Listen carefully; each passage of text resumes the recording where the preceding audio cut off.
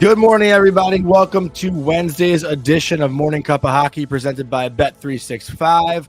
Open an account with Bet365 today and bet on a huge range of markets, whatever the sport, whatever the moment. It's never ordinary at Bet365. We have a new code, so use our code NATION in all caps, NATION, NATION. Don't forget to like and subscribe to the show. Colby and I are going to have Pat Maroon joining us shortly to talk about his game last night, the rest of the Frozen Frenzy, and things that happened throughout the league. There are a couple things off the hop that we definitely want to get into. But first, Colby, what were your thoughts of last night's Frozen Frenzy? Because I have mixed reviews on the whole thing. Well, why don't we start with yours then? Because I'm always interested when you don't think something's the best thing you've ever seen in your entire life. I'm always interested to hear your thoughts on it. Well, for me, it got a little overwhelming.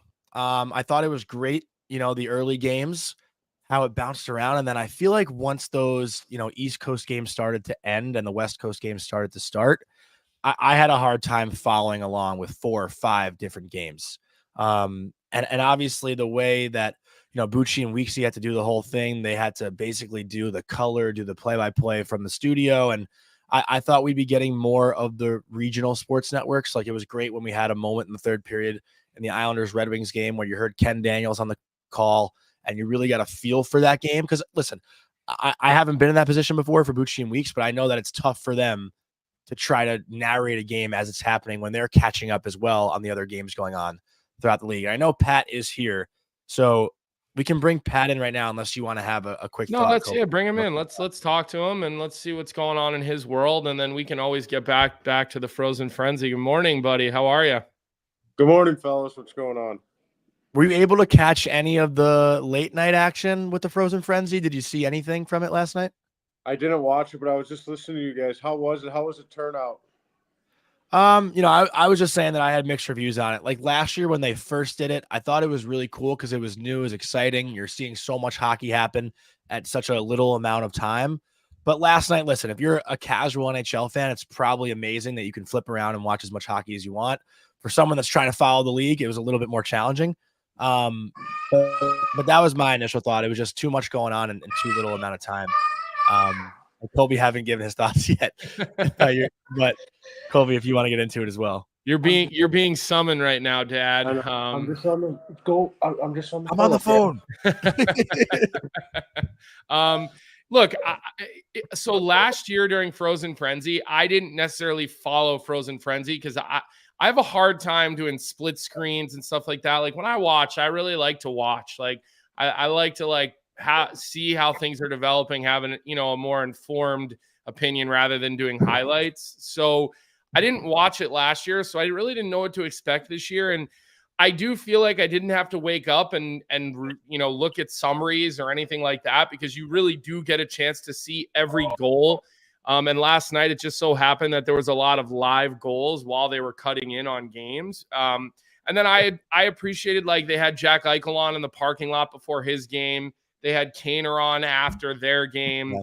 Brennan Hagel was on, who's like such a fun player to watch the way he plays. They had him on after his hat trick. So, and look, what Butchie and Weeksy had to do and sit there for 8 hours or whatever it was. And I mean, so difficult to do. I think those guys did a great job. But is it like Red Zone? Yeah, exactly. So you can basically, they just tune in live. I guess it's a little different for football because it's slowed down a lot. Because when someone's in the red zone, obviously they tune into the game.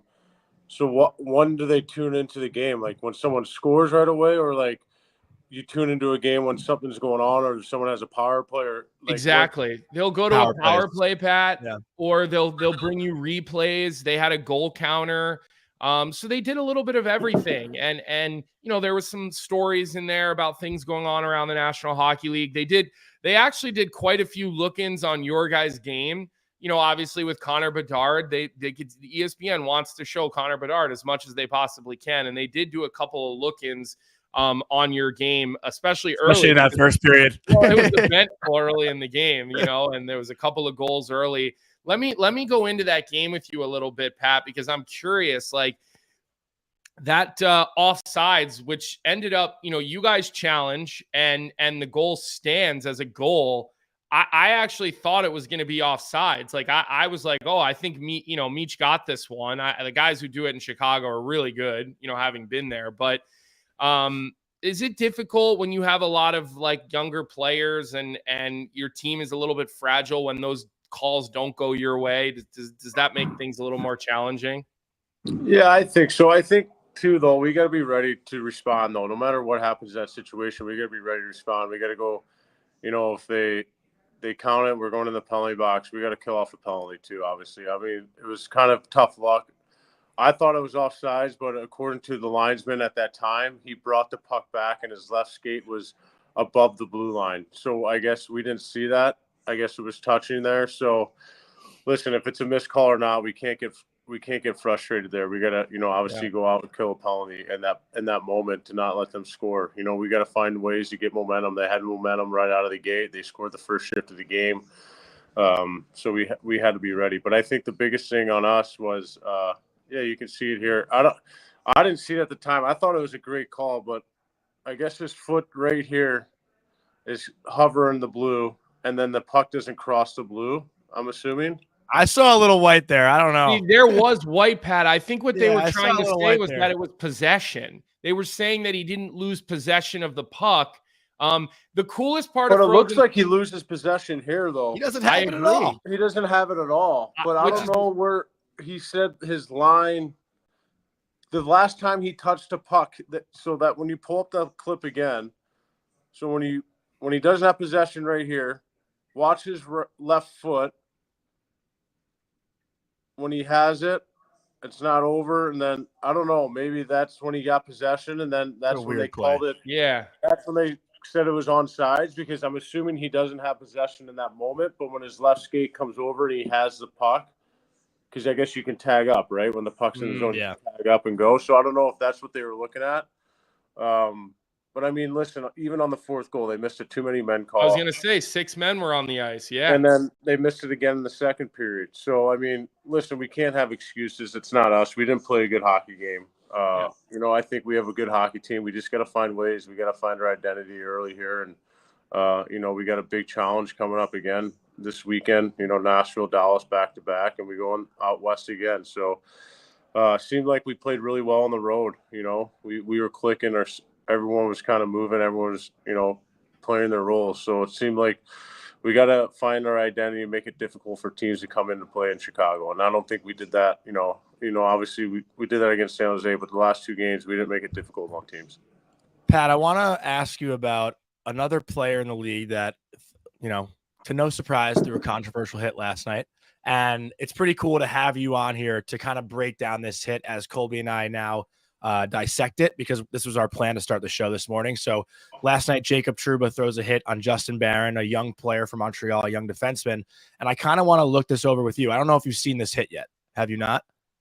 I did see it. The Trouba hit? Yeah, you saw it. So what were your initial reactions to this hit? Because Colby and I are sitting here and we're saying that's a pretty perfect hit. Like, I know the result isn't great, but Barron's got to know who he's going down on that blue line. What do you make of this hit? I mean, no one wants to be in that situation. I mean, it's a tough play. He's squeezing you off, and that's a D-man's dream right there. When you're carrying the puck in, they squeeze you off, and they're coming over, and you're trying to make a slip play inside. I think that's a D-man's dream to step up and hit. I mean, Colby, I'm sure you can attest on that. I mean, if someone's bringing the puck up and you're kind of squeezing in, I mean, that's a green light for every D-man to come in and hit. I mean. Well, and I think the thing is when you look the camera. I mean, I feel bad for Barron. I hope he's okay. Hate the result. I mean, I hate the result. I hate that someone gets hurt in this situation. Obviously, you never want to see someone get hit and then get hurt right after. I mean, that's obviously not what we want. But listen, Trouba does a good job. I mean, he squeezes pretty well. He finds open ice to hit, and you got to be ready for it. He's the guy that's. He throws big hits and he knows how to hit, and his timing is pretty good on it. Obviously, he's had some late hits before in his career, but I mean, I thought that was a clean hit. He was low. He squeezed him off and he hit him. So, I mean, it's just a tough situation for Barron in that regards, because he is trying to make a play. And when you try to make a play, sometimes you slow up and that D's sliding over and you have no time to brace yourself. Well, and when you see, obviously, on a lot of the camera angles are the backside camera angle, and you see his head snap, and that looks, oh, he hit him directly in the head. He really doesn't. He hits him in the chest directly, which is the principal point of contact, which is what we always talk about. And then, yes, there is some, as the contact evolves, yes, you see a little bit of, into the chin, and that's where you see his head go back. But I thought it was totally clean. Principal point of contact. His elbow was tucked. He didn't launch. He didn't leap. Like, I don't know if you could have a better, well-timed hit. And one thing I noticed, Pat, and I notice it mostly with young guys, is that, they're not bracing themselves for contact as much anymore. They leave themselves more exposed. We talked about it with Luke Hughes a number of times last year in Jersey, just leaving yourself exposed. And I feel like, I don't know why these younger guys seem to do that as much, where you don't see a seasoned veteran player leaving themselves exposed to take a hit like that. Is it thought process? Is it learning to check later? Like, do you agree? I mean, because you're obviously in the fire and throes of it every day, but it just seems to happen to these young guys a lot more often. I can say one point maybe is just following your pass. I think some people, when you make that initial pass, I think people get so puck focused in that situation, the player that's delivering the puck. So sometimes they put themselves in a vulnerable spot and they follow the puck, and that's when people take advantage of that. And I think maybe that's one way I've been noticing, when people just, when they make a play, they're looking at the puck instead of finishing the route, knowing that D or forward that's coming to make that hit. So, make the play and kind of brace yourself a little bit in that situation. But that's one thing I've noticed, is just puck following after the play, instead of just focus on the D-man that's right in front of you or the forward that's in front of you. That happened to me in college. I my fourth game in my freshman year, made a drop pass, watched it happen. Connor Clifton came from the other side, lit me up, back. Yeah, and I got back to the bench, and Carv was like, "I showed you on video 10 times to watch out when Clifton's out there, and you cut across the middle with your head buried." No wonder that happened. I mean, listen, in the NHL now, they talk about squeezing at the blue line and making sure it's difficult for players to, get inside to make, those 3-on-2 plays, the 2-on-1 plays. And, the D do a good job of that. Everyone's a good hockey player in the National Hockey League. So I think you just got to have your, awareness around and who you're going up against, because, those hits are going to come. And unfortunately that happened last night. Yeah. And Pat, one other guy I just wanted to ask about, since, you played against him last night, is, Quinn Hughes obviously wins the Norris Trophy last year. When you're out there against him, I feel like against the bigger defensemen, you want to chip the puck past them and try to beat them in a foot race. Quinn Hughes, obviously is a guy you want to use your body against to. You don't think Pat could take Quinn Hughes in a foot race? I don't think many people can take. I don't think many people can take Quinn Hughes in a foot race. But I'm kind of curious about like the pregame preparation. If there's any sort of analytic on like when to dump a puck in versus a undersized defenseman versus a defenseman, let's say north of 6'2". Like, is there a way that you're prepared on what's successful versus bigger guys as opposed to smaller guys, or is that not even discussed? I think the most important thing that's discussed is if you're out there with him, obviously finish your checks again. Don't let him get back up the ice. I think that's the biggest thing. Don't let him, after you're hit, don't just hit him and just stay there. Like, rub him out, keep him back so he's not jumping up into the play, making it whatever it is, a 4-on-2 rush or a 4-on-3 rush. We want him eliminated as much as possible. We want to cut his speed as much as possible. And I think, especially, in the D zone, just make sure you're keeping him in front of you. Don't let him do, he's a very talented player. He's really good at, getting over the blue line and kind of, making creative plays. And I think that's the most important thing, is kind of keeping him in front of you and not letting him roam around and do his thing. But I think for the forecheck, like you said, I think you just got to limit him. You can't let him get up the ice. You got to make it difficult for him. You got to make it hard on him. And, when you finish guys and you like guys like that, eventually if you keep doing, they're just not even going to jump up in the play anymore. And I think that's the most important thing.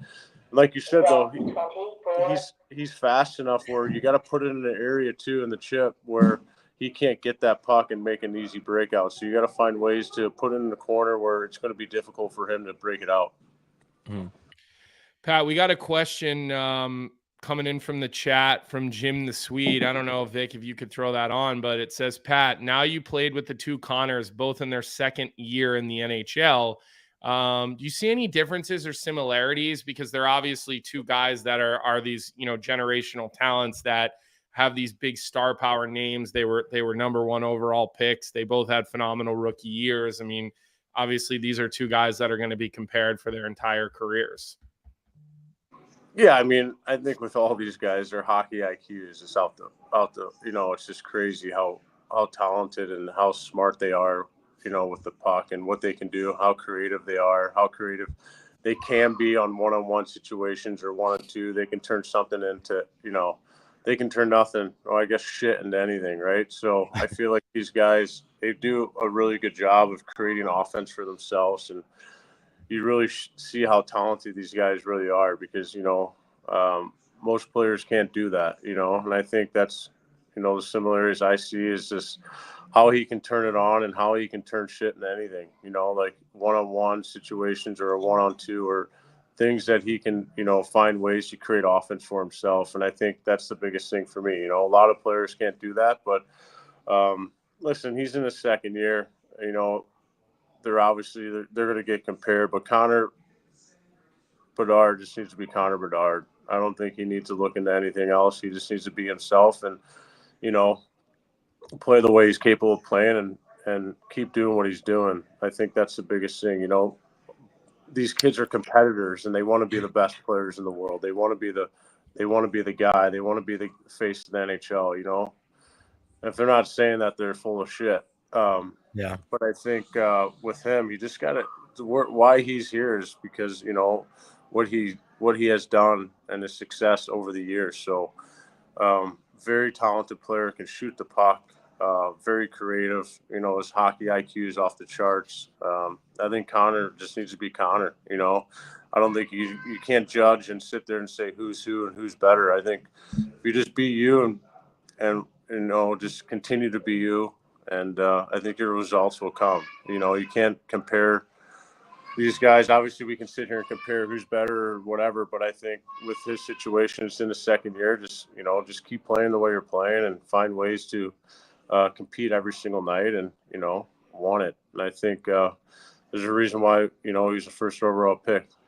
So I think for him, just be you. I mean, that's a hard question. I wish I could give him more, but I think I think that's reasonable. And Pat, we had Frank Saravalli on our show yesterday, and we were talking about he sat down and did like a 30-minute podcast for Frankly Speaking with Connor Bedard the day before. He did it on like maybe Tuesday of this week or something. He's out in Chicago, and he said that it was one of the most interesting conversations he's ever had with a player. And he said that just hearing that he looks at the game like a puzzle and how he's going to solve the puzzle and fit pieces that maybe don't fit or find the right edges, and just like he was kind of giving us a little bit of a preview. Obviously, he didn't want to spill the whole interview because it won't come out until a little bit later on Daily Faceoff's YouTube page. But he did say that he was fascinated with watching the wheels turn and hearing Connor Bedard's brain at work, because, I think a lot of these guys, we don't get to see that from a lot of young players. Their media training is so tight and they really don't give you a whole lot. I mean, I was even laughing as Kaner was doing his interview on Frozen Frenzy last night, like, knowing Kaner and going all the way back to the national team days with Kaner, like he's been giving the same answers for everything, like his entire career. He's a machine of just being optimistic and positive with the media. Like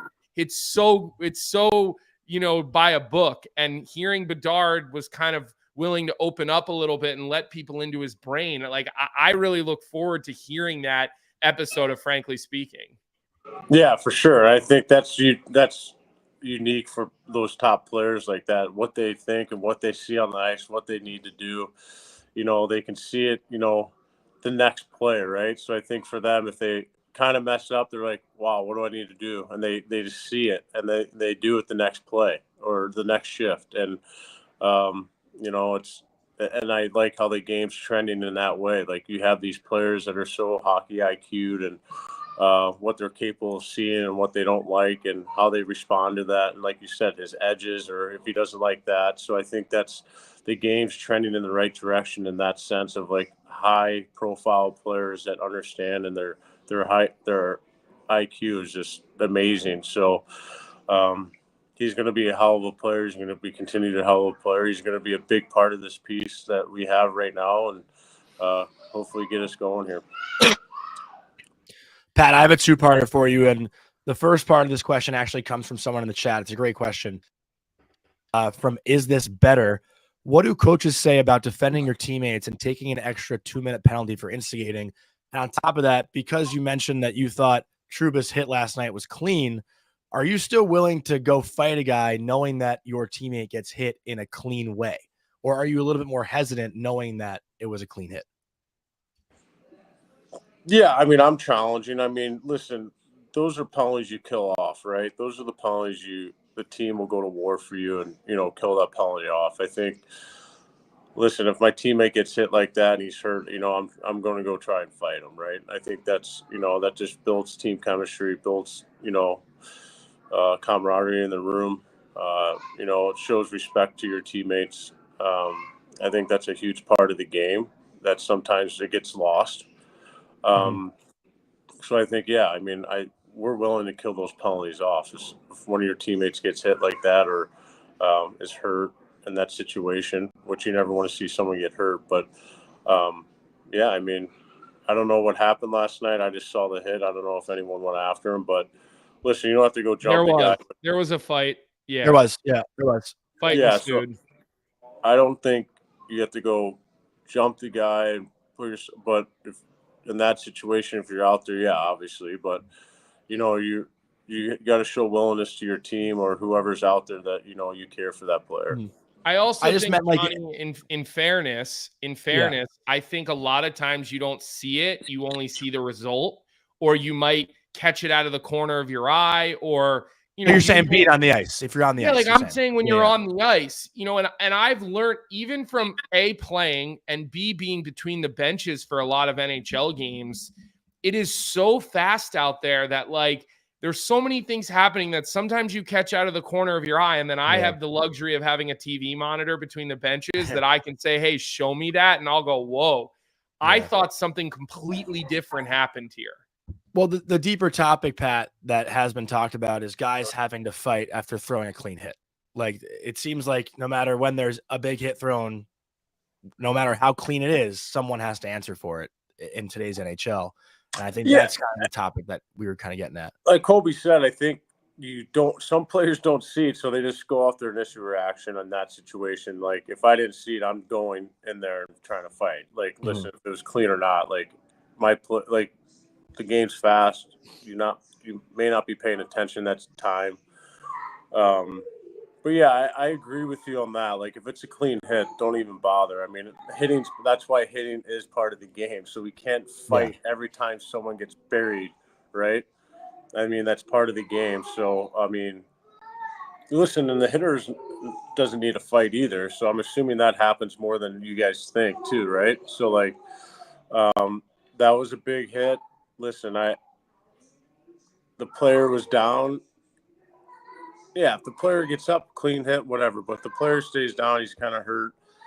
Maybe you got to do something right away.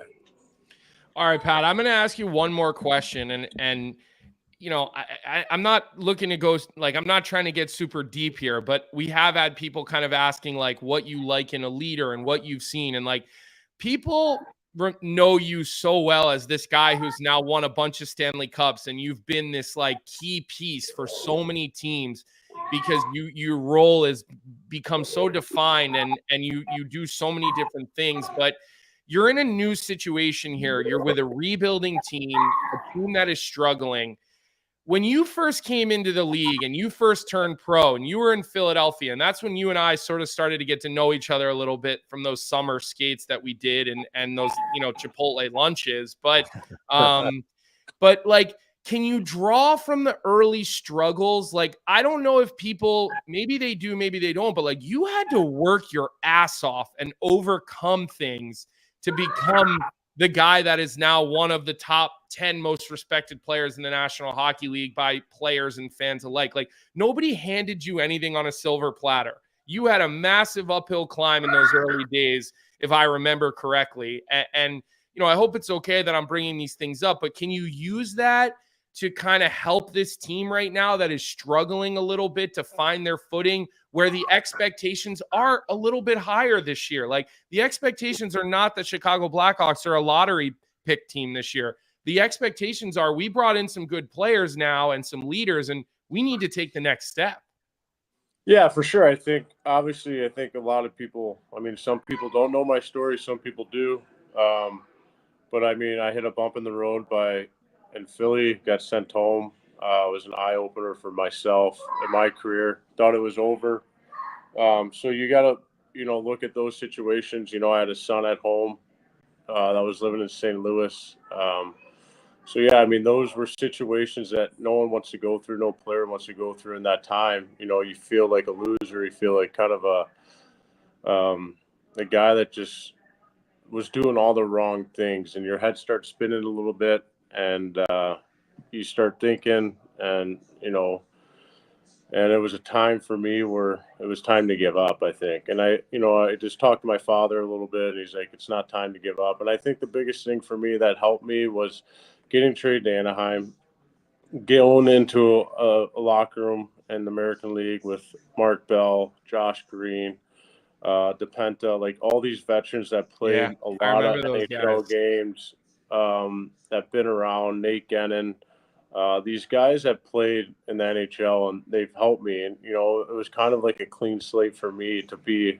a better teammate, better person on and off the ice. And I think that's what helped me, like what happened in Philly was the best thing that could have happened to me as a person. Obviously, no player wants to go through those situations, but it taught me to be a better person, to be a team player, to not be kind of selfish, and and just be there, and be a vocal leader, be a leader on the ice. And I think those are the most important things. And I think those values of being a leader and understanding your role, and creating energy in the locker room, or speaking up when you need to speak, and talking on the bench and trying to be positive. You don't realize how big of a role that plays in the NHL. That's why players have jobs in this league. And, obviously they're all good players, but, there's a reason why, all these veterans are still around, because they're leaders, and they know how to lead, and they understand players, and they know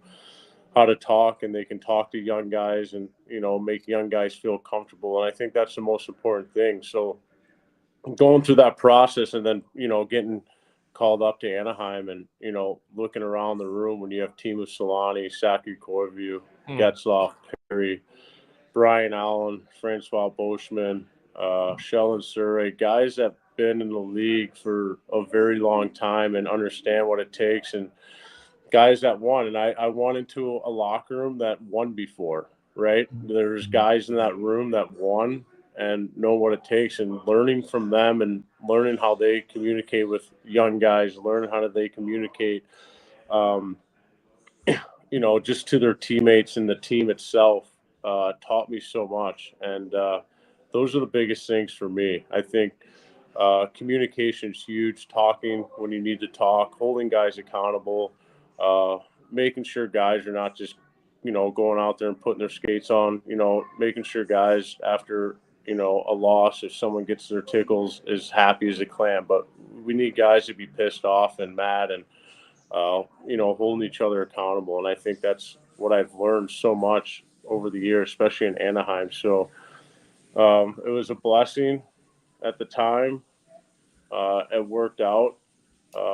Obviously, I thought it was over for me in that moment, but it taught me so much about myself and my character, and who I am as a person, and what I need to be as a person to continue my career. And I think that's the most important thing. Sometimes we all get caught up of guys getting called up and being selfish in a way, of getting pissed off and not being a team player. And I think, people don't like that, and I realized fast. And so when you see that and you see what you need to do and carry on with that, and I think with our group, like you said, I'll touch on that real quick. We have a veteran group that guys have won. Alec Martinez. He's a great leader in our room. Obviously, he's injured right now, so his voice is huge for us when he gets back in the room. But guys that made it far, Craig Smith made it to the finals. Felino's, gone deep in the playoffs. You have guys in that room that that've won, and that's been close and know what it takes, how hard it is to actually not only get to the playoffs, but once the playoffs start, how hard it is just to win. But for us, we have a great veteran group right now that just everyone needs to come together, hold everyone accountable, bring everyone into the fight. You want everyone into that fight. You want everyone pulling on that same rope and, doing the right things, doing little things, see what works. We see what doesn't work. Little things like that. We're holding a high standard to everyone, and we're holding everyone accountable. And I think that's the most important thing, to bring those guys in and bring the young guys in, making sure they feel comfortable and they can come up to us and have a conversation. They feel uncomfortable and stuff like that. So I think that's the most important thing. But we all got to be pulling on the same rope here and, coming together as a group. Those are the teams that win. Yeah. Well, look, man, Yeah, I appreciate that. Yeah. that's it's when Kyle Davidson signed you and knowing him as well as I do know him and knowing what's important to him within his locker room, it made complete sense to me that they went out and wanted to bring a guy like you in, and on top of already having Foligno and some of those other guys. So look, man, we'll let you go here. We really appreciate the fact that you jumped on with us the morning after a game and spent so much time with us today. I know our listeners, our viewers, they really appreciate it. There was a lot of things in the chat today we didn't get to, but have a good road trip. One more thing. You taking Stammer out for dinner tomorrow? Yeah. You are?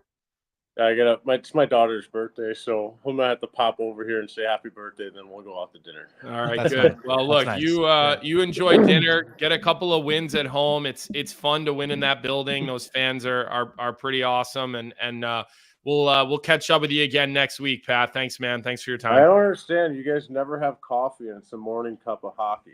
Johnny usually has coffee every day. We got to start cheersing every morning. Yeah, we can cheers. I go right across the bodega. I get my $4 coffee, and I'm here. It's 7:45, 8 o'clock. 7 cream, 7 sugar, and you're back at it. Or what? This thing's loaded with French vanilla cream right here. Is there any coffee in that cup, Johnny, or no? Loaded. They loaded up. Yeah, thank you, Pat. Chick-fil-A's got a good coffee. I would never go to Chick-fil-A. Oh yeah, well. Iced coffee. It'd probably be right up your alley. That sounds like something Shat Dog would lead you to, an iced coffee at Chick-fil-A. But for him, he's getting 2 of those chicken biscuits too, at least. All right, Patty. Have a good day, man. See you, fellas. Talk to you next week. All right, so Pat Maroon is brought to you by our sponsor, Proraso, the most complete choice for shaving and beard care. Made in Italy since 1948, Proraso has been a staple of Italian culture and barbershops globally for 4 generations. So get 15% off at Proraso-USA.com with our promo code Hockey15 in all caps, Hockey15. Great to have Pat on to even talk about a little bit of the Frozen Frenzy. Nice to know that he caught the Trouba hit, because that was our main point that we wanted to get into this morning. Colby, any final thoughts about the Ranger game before we kind of dive into the rest of these games? No, I think it's good to get his perspective, and obviously his team's struggling right now, but again, always interesting to hear his thoughts on these hits, and I hope people take note, because there was nothing but compliments coming from Pat Maroon when talking about the way Jacob Trouba hits, and so. I do hope that people hear that, because as much as fans say really, really nasty personal things about Jacob Trouba, and some of the things that I saw coming out of Montreal last night were pretty horrifying. He's a very well-respected player in the National Hockey League from his peers, and that's far more and above important, because your peers are the ones that are on the ice battling against you every night. So when you have the respect of those guys, you'd hope fans would follow, but that's what you get if you pull guys. Like, they all respect him as a player and the way that he plays. Listen, I also know Justin Barron's a young guy, but you'd think players would know by now too. When they see him on the ice, like, just be a little bit more careful when you put your head down. Like, anytime a player has their head down, what do you think is going to happen? It's just, it's annoying for me because I feel like it. What did Stingy I'm say? laughing at things. He says we're allowed to hate him. Trouba? Listen, of course you're allowed to hate him. That's what makes sports fun. But when people are like saying, they want him to die and they're saying things about his family, like, that's more what I'm talking about. Yeah. I'm not talking about hating him. That's completely reasonable. You're a Devils guy, Singsy. And I don't agree with you. That is not an unnecessary hit. Hockey is a game of inches, and, every little play adds up to a bigger play, and every inch of the ice, plays that you make early in a hockey game. He's talking about things you need to do to Quinn Hughes early in a hockey game in order to kind of take his will away. There are nights where you show up to a game, Singsy, and no, Jazz, not Team Popeyes either. You show up to a game, and there are nights where you don't feel good. You need an extra coffee to get you going. It's the middle of winter, whatever. It's cold. You didn't sleep the night before. You just don't have your energy, right? And in a night like that, you take a couple of hits early in a hockey game, and that takes some of your will away to go make plays in an 82 game schedule. So, I have to disagree with you, Singsy. I don't think there's any, there is such a thing as an unnecessary clean hit in the National Hockey League. I don't see it that way whatsoever. Yeah.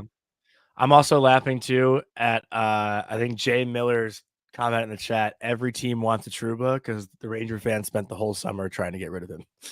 He's played pretty well for the Rangers. He's been great. Yeah, he's been solid. He's played well in the games that I've watched. He's played well, and look, all right. So we talked about Frozen Frenzy off the top. Yeah. If you're with us, make sure you subscribe to Daily Faceoff YouTube page. If you're enjoying this episode, make sure you give us a like.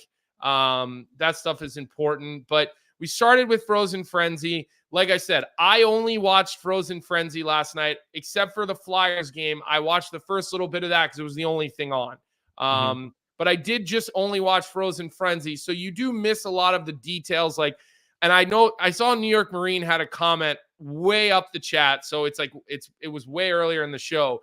And he was like talking about the different of our attention spans or whatever between you and me, Johnny, on why we like different things. And that's the thing. Like, I don't like just seeing the highlights of a game. Like, I like to see those little details in a game because I feel like then we can truly talk about the way teams are playing. So well, that's what I said too. I said, that's why I feel like I missed more than I gained. Right. But that New York Ranger game, and we can start there. When we talked about the hit, I do love the way, Hedl is playing. And I think Hedl is such an X factor for this team because when your third line is giving you depth scoring, it just changes your ability to have a power play that goes cold, a line gets shut down, Panarin goes invisible in a playoff series, whatever may happen.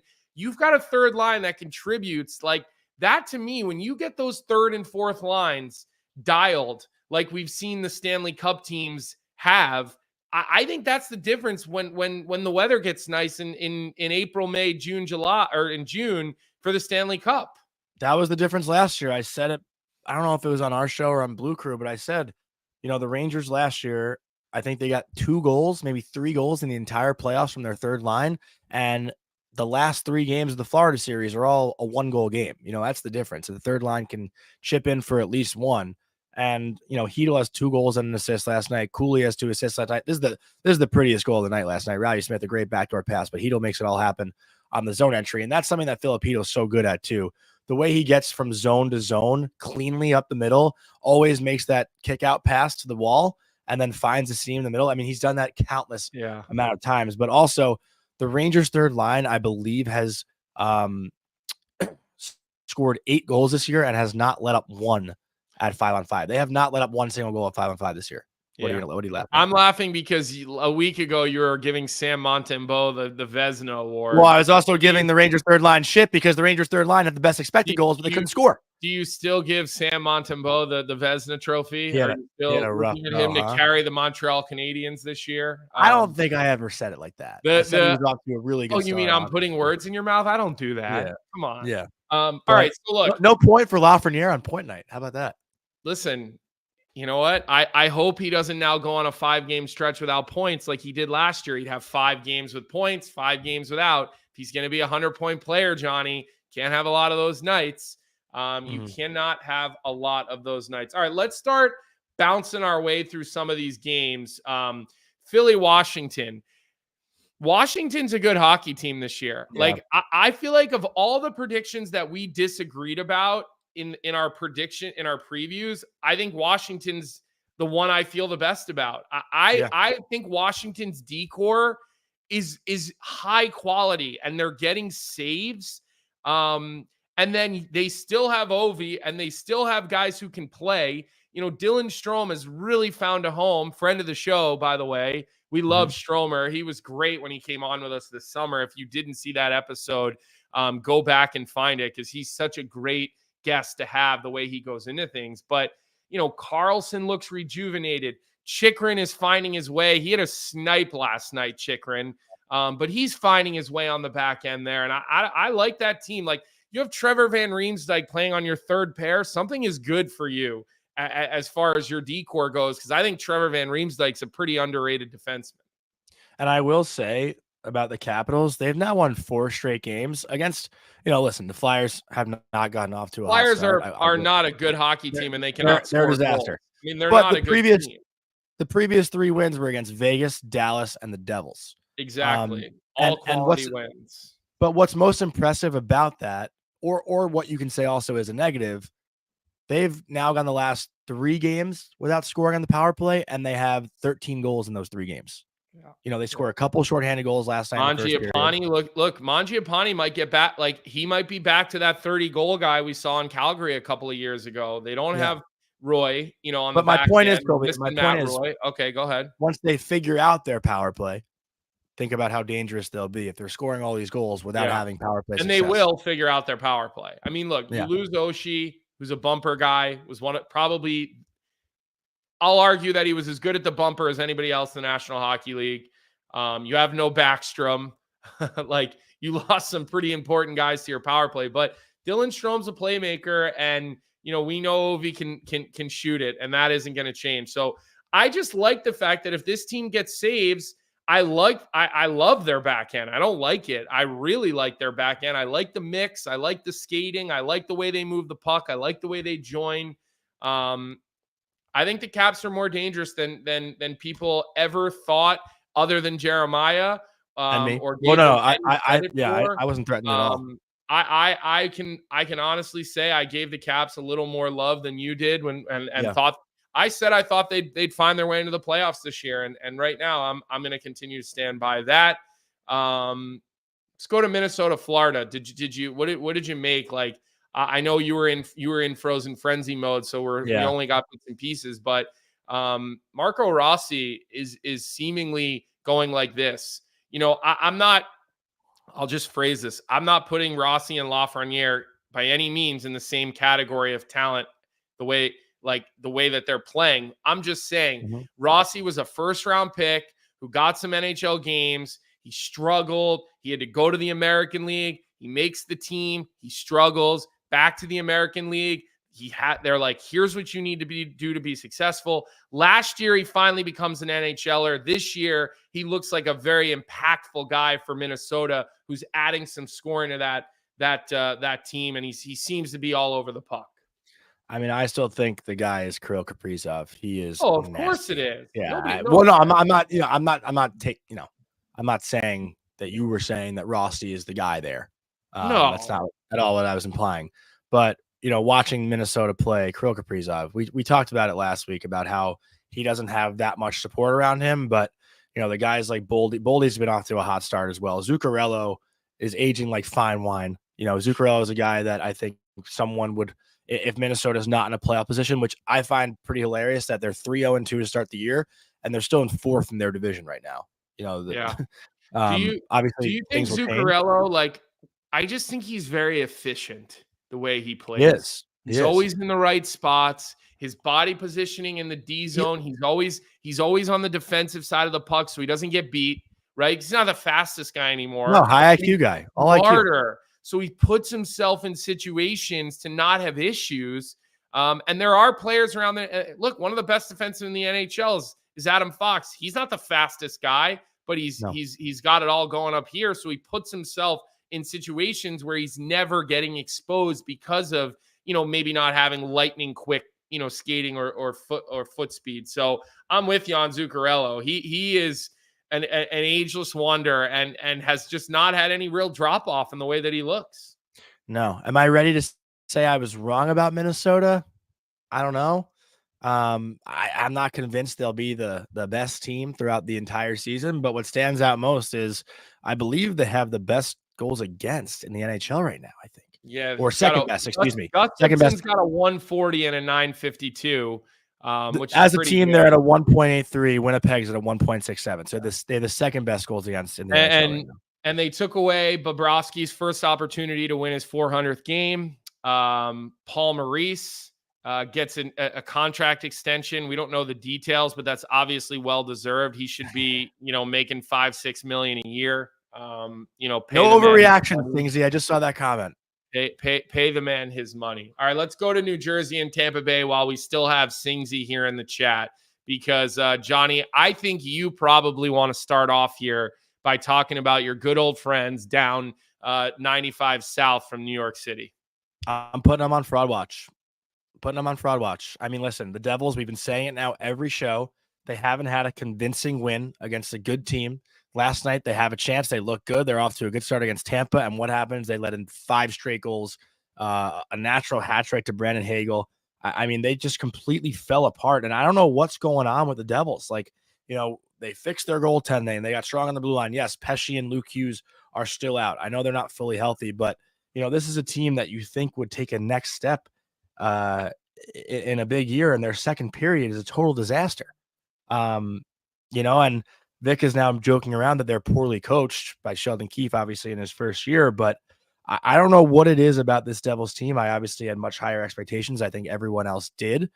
Andre Palat, I know, has been a little bit of a disappointment. That they're, I don't know what it is with the Devils that just seems to be very sloppy hockey. What do you make of the Devils so far? Well, a week later, after praising the way their back end is played, you almost look at it and you're wondering if you need a little bit, not wondering, you need a little bit more from a guy like Dougie Hamilton. You need him to step up and be your number one defenseman. I don't think goaltending was an issue last night, seeing the goals. I mean, obviously anytime 8 goals goes in, you're like, what's happening here? But, I think Tampa Bay, you almost have to credit a little too. Like, you look at the way they're scoring goals, you look at the way they're going to the net. You look at the way that Brandon Hagel's able to get inside, and go play in those high traffic areas and kind of be untouched. I think that's problematic for New Jersey, but also credit Tampa. The Tampa Bay Lightning look like a very good team this year. Obviously, they had that game against Vegas the other day, and then they had the Toronto game where Toronto made them look, not so good. And then the next night, Toronto goes out and absolutely lays an egg. And they basically didn't even show up because, they just don't have a good leadership group there in Toronto. But, look, I think that I'm not jumping off the New Jersey bandwagon here. Like, I still think New Jersey's going to be a good team. I think they're going to figure it out. I don't expect Jack Hughes to be quiet all season. He had a nice goal last night to start the game. I understand that, but he hasn't dominated offensively. He hasn't possessed the puck like he normally does. Look, when a guy is at the top of their game, every time they're on the ice, you're like, he made a play. He's on the puck. Like, we use this term in hockey, he's on the puck. Like, the puck is finding him. And I'm laughing. Colby reminded us that the Tampa Bay Lightning are bullies. The New Jersey Devils can't bully anyone. That does seem to be true at the moment. But, I think, again, guys just they're on the puck. They're always on top of the puck. And I think that's kind of how Hughes has normally been. And he hasn't been that way this year. Every shift he's on the ice, he's not making things happening. He's not drawing attention to himself. So I don't think that's going to continue. So I'm not I'm not putting So are you saying the Devils are on fraud watch, or you think that they're frauds? No, they're on fraud watch. It's too early to call them frauds. Yeah. Okay. So but, I'm not gonna put them on fraud watch yet. I'm not there with you. Well, they're the team that everyone talked about that was going to be this incredible. I mean, right now, like, it's hard to call Nashville frauds because they hadn't been together. Like, right, they were the team on paper that like made the biggest improvement, but the Devils are the team that I just got a text from our guy who was supposed to be a guest this morning. I just lost my train of thought, but the Devils were the team that's like, okay, they had an off year, everyone was hurt. Like, this year, it's going to be their year. New coach, everyone's healthy, and okay, we'll talk after the show about this text. But you know what I mean? Like, Nashville wasn't really clicking off a year last year where Marchessault, Shea, Stamkos were already there. Johnny, you just got. I'm all over the place right now. Yeah, I'm so thrown off. I'm gonna take it back, and we're gonna go to Toronto and Columbus, and you can recompose yourself because I'm just watching you. I'm watching. Should I just say who we're talking to get I'm watching the wheels fall off here. No, we're gonna not say it because I want to wait until we either do something with him or we have him on the show live. Otherwise, we're not going to talk about it. And I praised you yesterday for making this happen, and I've yet to shit on you for it, for not making it happen. But I promise you that will be coming if this doesn't happen. It's not happening today, but it's going to happen. Toronto and Columbus. Look, I'm happy Columbus gets a win. Although the more they lose, the more opportunity they get to get, Hagens at first overall next year. JVR had a beautiful goal on top of the crease, kind of showing what he can do. He should be a nice trade piece at the trade deadline, JVR. But to me, and I'm sorry to our Columbus people in the chat, when Columbus beats the Toronto Maple Leafs 6-2, and Austin Matthews is -3, and Mitch Marner's -3, and Morgan Riley's -3. I don't mean to be disrespectful to Columbus, but Toronto came out and they were like, we're all set now. We beat Tampa. Let's reward ourselves with a day off. And we'll see how that goes over with Craig Berube, because that's honestly what happened last night. A lot of those guys took the night off, and especially their captain, who's -3 and was on a different planet last night. And I just don't know. What happens if you win a playoffs game? You're going to take the next night off? You're going to say, oh, it's all good, we won. And so it's just normal Toronto. This is yesterday, I'm praising Toronto on social media. I put that clip out there. I want to delete that all and record a new clip, because honestly, what they did last night was disgraceful. And I'm sure Leafs Morning Take on Leafs Nation will be all over that today on the networks. But it was just embarrassing for Toronto. Like, they should be embarrassed. And Carter Hutton can redunk on me after I tried. What do you say? I dragged his name yesterday. What'd you say that I did to Carter Hutton yesterday? You dragged him on the show. Yeah, you did. You went after him. Because he called me an idiot for giving the Maple Leafs the President's Trophy this year. But yeah, listen, I think last night you can credit Columbus more than you can take away from Toronto. Columbus came out flying. At least from what I saw in the Frozen Frenzy version. I wasn't watching that game. So you didn't see much, is what you're saying. I wasn't watching that game directly. So you're just going to do this feel-good story. Off the Frozen Frenzy? Thing. That's what you're going to do here? Columbus looked like they were flying in the early parts of that game from what I saw in the Frozen Frenzy. Okay. Did they not? Johnny, I just spent 10 minutes talking about how... Were they not flying in the beginning of the game? No disrespect to the Columbus Blue Jackets, but if it's a 6-2 win against Toronto shit the bed. But were they not flying in the beginning of the game? Don't most teams come out pretty hard early in hockey games? At least Montreal last night. Not Montreal. Well, I mean, you don't think that had anything to do with the fact that the Rangers just took their will away early? You don't think that had anything to do with the Rangers just making plays early in the hockey game, dragging Montreal right out of it? I mean, look, again, we're talking about a team that's potentially a President's Trophy winner versus a team that's a lottery team, okay? And you're going to sit here and say, like, come on, let's be realistic here. Let's not be sunshine and rainbows. Let's be reality-based. I'm just saying. You're still thrown off from that text. And so your wheels are... You can give credit to the Columbus Blue Jackets. You're not even confident in what you're saying right now. I can hear it in your voice. I can hear it in your voice. Like, I know, what are I'm we not doing here? Let's go to another game. Let's talk the Frozen Dallas Frenzy is too much, man. It's so hard to keep up. Well, don't eat an edible at 6 p.m. before the Frozen Frenzy. Let's go Dallas Buffalo here. This was an important game, man. Buffalo needed to stop the bleeding. They did. They get a win against a good team.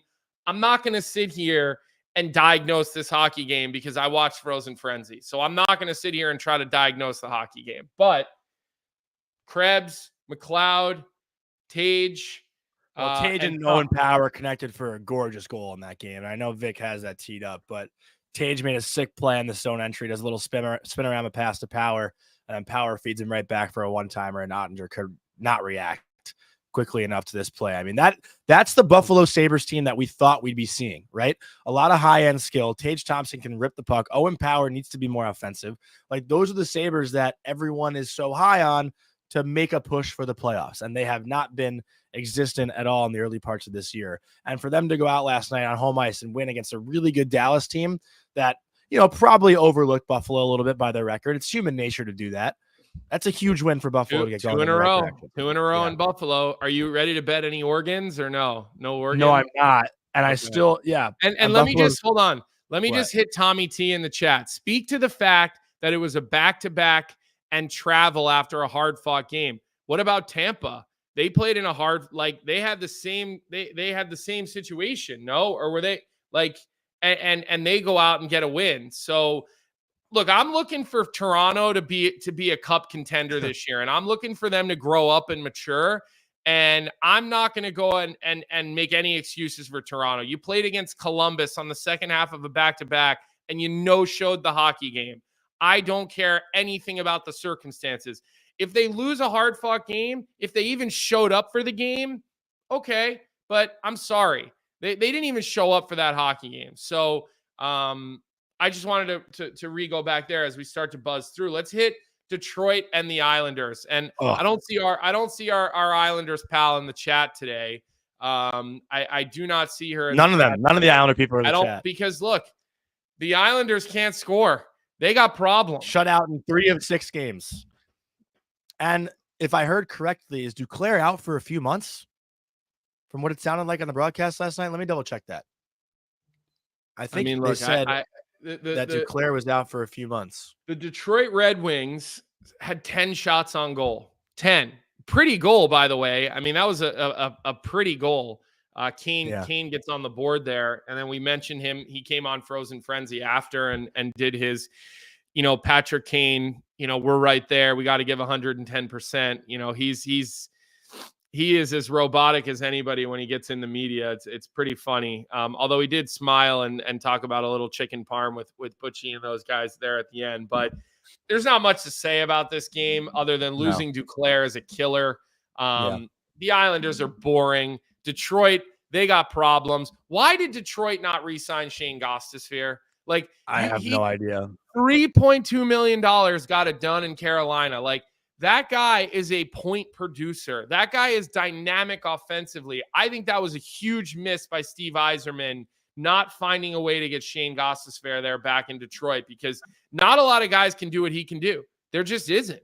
There are not a lot of guys who can make plays like Shane Gostisbehere can play. So, and that's a game for later on, as Carolina came back from down 2-0 to beat Edmonton in overtime. Shane Gostisbehere scored the first goal of that game after a beautiful save by Stuart Skinner. Do you want to go there? I mean, Are we really going to sit here and do every game? Because I don't know if we can really do that. No, I don't think so. I think we're going to buzz through the next couple. Winnipeg, St. Louis. Winnipeg moves on to 6-0-0. An unbelievable start. Hellebuck continues to shut the door late in the game when it matters. Vancouver, Chicago. We kind of already touched on that game. Chicago's a mess. I mean, they really are. They kept showing Luke Richardson's face on the bench. He's pretty composed, but I know he's anything but okay with the way this looks. Just having known him a little bit from working there. Colorado, Seattle. Colorado gets another win. It looks to me like they're finding a way to get their head above water and potentially stay afloat. Who was in goal last night for Colorado? Do we know? Was it Georgiev?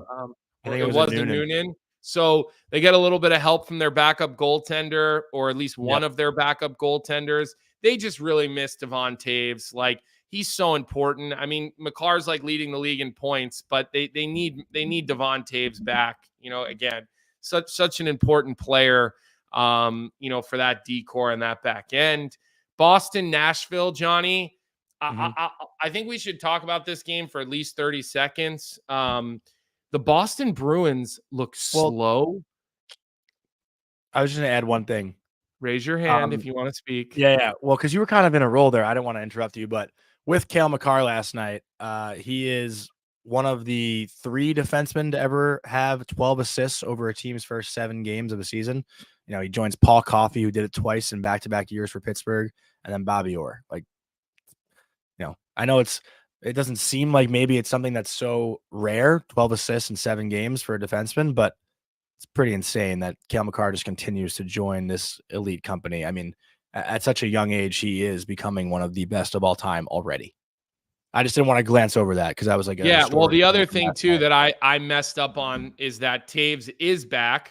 He did play in yesterday's game, so I do appreciate the assist there from the chat. It's why I'm not a Frozen Frenzy guy. It's too much. It's too much. I hate it, actually. I wouldn't say. Listen, I think it's great for the fans, and I'm glad that I did it and I stayed with it. Because even at one point, my wife looked at me and was like, "This is annoying. Can you just leave one game on?" And I was like, "No, that's not what this is." Yeah. But this is why I need to focus on one game at a time. This is why I complain and I want those 15-minute staggered starts, because then I can watch a full period of one team and then a half a period at least of another team, and I can see guys get a couple of shifts in that period of time to really see how and where I like this game and how I feel about the game. Yeah, I think the best way to do this, if they're going to do it again, because I don't think they're scheduled to do it again this year, is after football season's over, let's find the first Sunday in March and start games at 12:30 in the afternoon all the way up till 9 o'clock at night. And no, I couldn't even make it for the Kings Vegas game. I was exhausted. Well, that's because we did. Shut up. I was exhausted. Like I saw the first 10 minutes of the Kings Vegas game, and I was like, I'm hockeyed out. Like it's too much for such a small window of time, like 6 and 11. But you can just watch one game. It's not like you can't just go to one game. They're all available on ESPN Plus. Yeah. But the whole point is to click through and see all the action. A little bit of everything. Yeah. Like I said, I didn't watch any of it last year. So this year I was like, hey, you got to do it. Got to be ready to talk about it. The Boston Bruins, Nashville gets their first win. Nyquist chips in. He had a big year last year. He's been quiet. But does Boston have a problem? I think their back end is slow. Like, I think that you look at their back end, and we talked all about the size, and we talked about Carlo and Lindholm, and like none of these guys are slow hockey players, but none of them are quick. None of them are lightning fast, right? And so it's troubling to me, because when you look at their forward group too, and I pulled up their lines here, like, Lindholm, Coyle, Patra, Kastelik, like, who's a purely offensive player down the middle for them? Nobody. Lindholm's a two-way forward. Coyle's probably best suited on a third line. Matthew Patra's finding his way. Geeky and Zaka, like, they've had their moments, but they're not first-line players. I mean, obviously you have Pasta. Marchand had a bunch of surgeries. Three losers don't have 5 iPads. That's how I watch all the games. Jeremiah's taking a shot at us. Listen, what is that? We got plenty of screens in my house, Jeremiah. I can't truly watch a game when there's 4 games on at the same time. It's like, that's why I don't like watching sports at a bar, because it's like, I don't think your brain can process it at the way that at least I want to process it. So I did see Jeremiah get a nice shout out on the Frozen Frenzy. His tweet was put up on the screen with his setup in Alaska. Yeah, I did see that. But I don't know. Like, this Bruins team looks like they've got 3 third lines, 3 or 4 third and fourth lines. They really do. Jeremiah just pulled sorry, my friend took my phone and wrote that. That was my wife that said it. Sorry. All right, that's okay. That's all right. That's all right. We can take the heat. So Carolina, Edmonton, Johnny. Is Edmonton in trouble? Are they slow and old? I mean, can we show that one goal that they gave up, the second goal Edmonton gave up? Because they're up in this game. McDavid's doing McDavid things. And then this second goal, okay, and we clipped this, and we wanted to talk about the second goal from that hockey game. And let's just stop it right here, Vic, okay? So this is a set breakout, right? And look at the situation of the game, Colby. One goal lead, 2-1, late in a hockey game, a set breakout. And as a team, you like when defensively, you're happy when you see a set breakout because, you know, they're stationary, they're stopped behind their net. You have an opportunity to get into your neutral zone structure. Everybody kind of has an opportunity to get their head on a swivel and figure it out. You're in good defensive posture right now. Now go ahead and play this clip, Vic. Once we get it up into the neutral zone a little bit, you see Natchez swing through, and they're stop it here, Vic. All of a sudden, okay, Edmonton goes from great posture to horrible posture. You've got Janmark who's flat-footed. Top left of your screen is Janmark coming off the bench. You've got the centerman through the middle is now beat by a pass. Edmonton is changing. Go ahead and roll it a couple of clips, Vic. I mean, how on God's green earth from a set breakout does this happen late in a hockey game? This is just horrible neutral zone, bad gaps. Guys' heads not on a swivel, not looking for people away from the puck. I mean, this is a coach's worst nightmare. And you could have a field day on this clip, like drawing and you know, if Jazz is still here, I know, you know, he likes to get into those clips and draw on it. I mean, that's bad. Like, that is a massive issue for that to go that way. You know, and Singsy's telling us that it was off of a bad Leon Draisaitl change. Well, that's what I was just going to actually say. Because not been very good, Draisaitl. He's been really careless with the puck and kind of lazy. If we can pull that back up, because Janmark kind of gets screwed here. Because Janmark's coming off the bench flat-footed as Natchez is getting right to his top speed. And Janmark doesn't have the foot speed. Well, he's a fast player, but doesn't have the speed to catch up from. You can see on the top left of your screen, Janmark is just hopping on as Leon goes through the door while Natchez is going right through the blue line with full possession and speed, and Janmark can't keep up at that point of changing. Like, you're I think sure Leon that's Janmark though, because I think that's a defenseman. No, that was Janmark. That was Janmark. Okay, so it's hard. It's hard for me to tell, but look, that's just really bad. From a set breakout to a quick 2-on-1 at the net, like in the NHL, that should happen 0 times a year. It rarely does. Unless a team goes on a bad 5-man change, it just rarely does. I mean, set breakouts are generally something as a defensive team. When you see the offensive team setting their breakout, you like that because now all of a sudden you have an opportunity to get into your structure and you should never get beat there 5-on-5. So that's really bad. That's just really bad. Yeah, that was the one thing Coach Carvel always said at UMass was if you get scored on a set breakout, you're skating on Monday.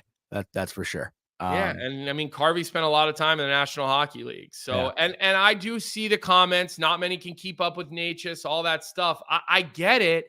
Okay. But again, you can't lose defensive positioning. You've got to have gaps. You know, you can't be flat-footed when you're in your set defense in the neutral zone. You've got to retake ice. You got to do your best to match a little bit of momentum. You don't have to match his speed if you're already closer to the net.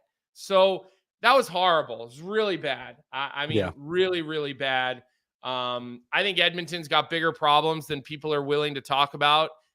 They look like the Stanley Cup hangover team, not the Florida Panthers. So let's see how that situation evolves. They lose in overtime on a pretty goal. You know, McDavid's probably cheating a little bit in overtime, but it's overtime. At that point, everybody's cheating. Everybody's taking options. There was also like 7 seconds left. Yeah. And the last game to mention, Utah loses on home ice for the first time. Ottawa, a big 4-0 win, a shutout for Anton Forsberg. Claude Giroux turning back the clock a little bit. He scored a beautiful goal, the second goal of the game, to give Ottawa a 2-0 lead. But the Sens off to a pretty decent start right now this year. You know, obviously I'm not going to sit here and say they're going to make the playoffs, but it's been pretty encouraging, especially without Ullmark. Ullmark's been hurt, and I don't even know when he's returning. I don't think there's a set date on when Ullmark will be back. So if Ottawa can keep squeezing out wins before Ullmark comes back and is fully healthy, that's going to be huge for them. But Vic, I don't know if you have this Claude Giroux goal teed up because it was pretty nasty the way he caught that pass on his foot and got it to his stick and then went back in shelf if anyone was up late enough to see it. Not sure if we have that one teed up. Actually, no, it looks like Vic's got it right here. Look at this 2-on-1. Drew left foot right. Oh, it wasn't his backhand. It was a forehand shot, but Batherson scored in the backhand. That was the first goal. That was the backhand. All right. Any other game that you want to talk about? I know Vegas destroyed LA. Cutter Gauthier, 2 points last night. Celebrini still not playing. Hey, listen, big night of hockey. It was a big night of hockey. A lot of different results, a lot of goals, a lot of bad, a lot of average goaltending, a lot of missed puck management, and a lot of teams that, have a long way to go to figure it out. But let's get to our bet of the day, and then let's get out of here for the day, Johnny. Yeah, the bet of the day hit last night. It was Rangers Canadiens over in the first period. I think it hit in the first 4 minutes of that game, which was nice. Only one game tonight. It's a home and home rematch between the Washington Capitals and the Philadelphia Flyers. We're going with the Washington Capitals to win in regulation at plus 110 on Bet365. Again, Philadelphia is a total disaster right now. It looks like Fedotov is going to be the starter tonight for the Flyers, and he has had a really, really rough start in Philly. Last night it was basically all Washington in that game. He doesn't really look like an NHL goalie, so yeah, no, I'd hammer it. Yeah. I really like Washington. They look great so far. Logan Thompson should be the starter for them tonight. So we're going Washington in regulation as today's bet of the day, which is presented by Bet365. And remember to open an account with Bet365 today and bet on a huge range of markets, whatever the sport, whatever the moment. It's never ordinary at Bet365.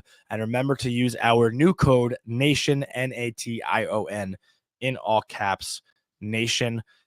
That's going to wrap it up for today's show.